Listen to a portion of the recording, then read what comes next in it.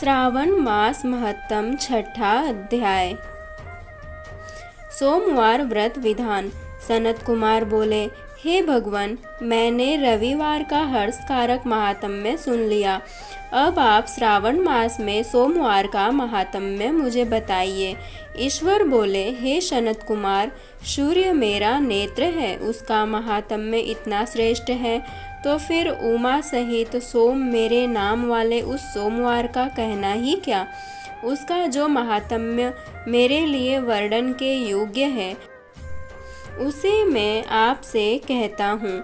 सोम चंद्रमा का नाम है और यह ब्राह्मणों का राजा है। यज्ञों का साधन भी सोम है। उस सोम के नाम के कारणों को आप सावधान होकर मुझसे सुनिए, क्योंकि यह वार मेरा ही स्वरूप है, अतः इसे सोम कहा गया है। इसीलिए यह समस्त राज्य का प्रदाता तथा श्रेष्ठ है। व्रत करने वाले को यह संपूर्ण राज्य का फल देने वाला है।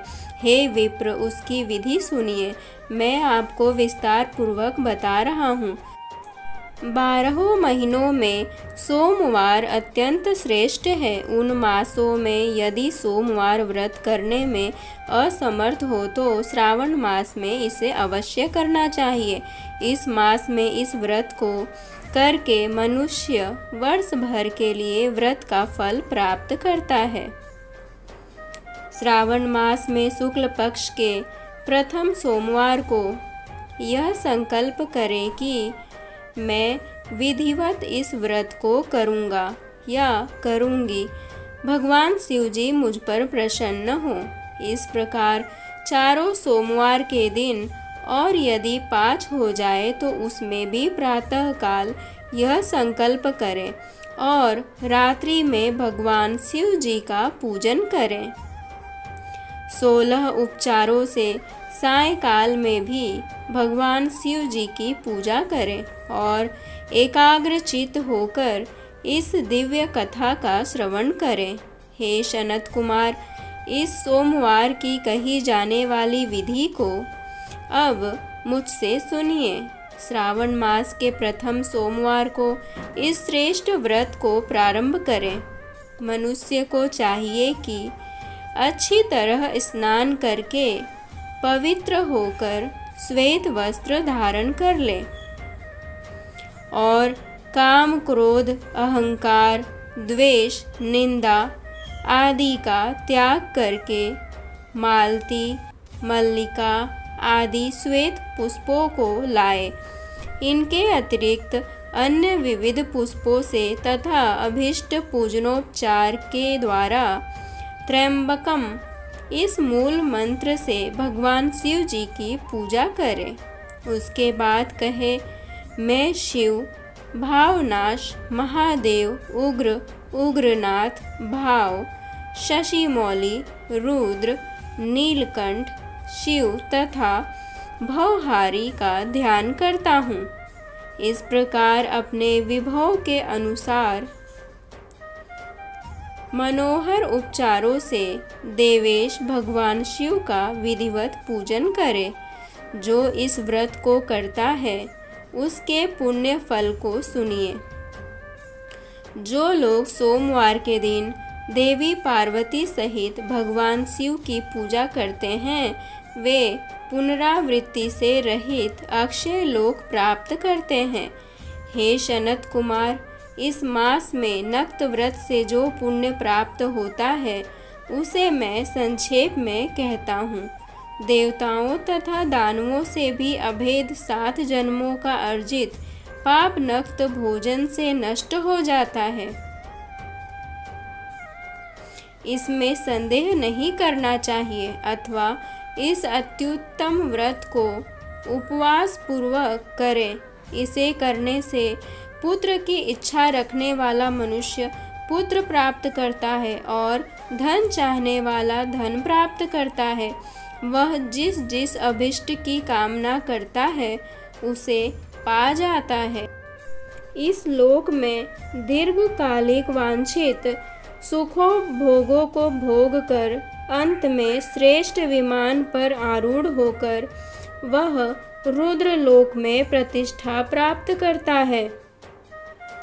चित्त चंचल है, धन चंचल है और जीव न भी चंचल है, ऐसा समझकर प्रयत्न पूर्वक व्रत का उद्यापन करना चाहिए।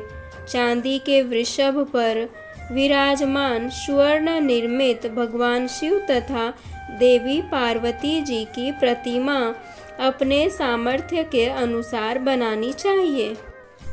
इसमें धन की कृपणता नहीं करनी चाहिए।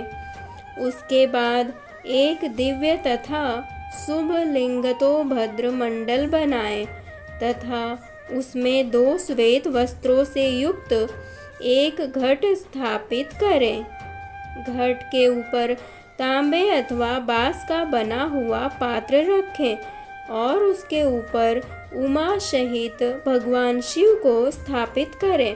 उसके बाद श्रुति, स्मृति तथा पुराणों में कहे गए मंत्रों से भगवान शिव की पूजा करें। पुष्पों का मंडप बनाएं तथा उसके ऊपर सुंदर चांदोवा लगाएं। उसमें गीतों तथा बाजों की मधुर ध्वनि के साथ रात में जागरण करें। उसके बाद बुद्धिमान मनुष्य अपने गृहसूत्र में निर्दिष्ट विधान के अनुसार अग्नि स्थापन करें और फिर भगवान शिव आदि 11 श्रेष्ठ नामों से पलाश की समिधाओं से 108 आहुति प्रदान करें। यौ, व्रीहि, तिल आदि की आहुति आप्यश्व इस मंत्र से दें और बिल्व पत्रों की आहुति त्र्यंबकम अथवा षडाक्षर मंत्र ओम नमः शिवाय से प्रदान करें। उसके बाद शिवष्टकृत होम करके पूर्णाहुति देकर आचार्य का पूजन करें और बाद में उन्हें गौ प्रदान करें। उसके बाद 11 श्रेष्ठ ब्राह्मणों को भोजन कराएं तथा उन्हें वंश पात्र सहित 11 घाट प्रदान करें। इसके बाद पूजित देवता को तथा देवता को अर्पित सभी सामग्री आचार्य को दें और तत्पश्चात प्रार्थना करें, मेरा व्रत परिपूर्ण हो और भगवान शिव जी मुझ पर प्रसन्न हो। उसके बाद बंधुओं के साथ हर्षपूर्वक भोजन करें। इसी विधान से जो मनुष्य इस व्रत को करता है वह जिस जिस अभिलाषित वस्तु की कामना करता है उसे प्राप्त कर लेता है और अंत में भगवान शिव के लोक को प्राप्त होकर उस लोक में पूजित होता है। हे सनत कुमार, सर्वप्रथम भगवान श्री कृष्ण ने इस मंगलकारी सोमवार व्रत को किया था। श्रेष्ठ आस्तिक तथा धर्मपरायण राजाओं ने भी इस व्रत को किया था। जो इस व्रत का नित्य श्रवण करता है वह भी उस व्रत के करने का फल प्राप्त करता है। इस प्रकार श्री स्कंद पुराण के अंतर्गत ईश्वर सनत कुमार संवाद में श्रावण मास महात्म्य में सोमवार व्रत कथन नामक 6ठा अध्याय पूर्ण हुआ।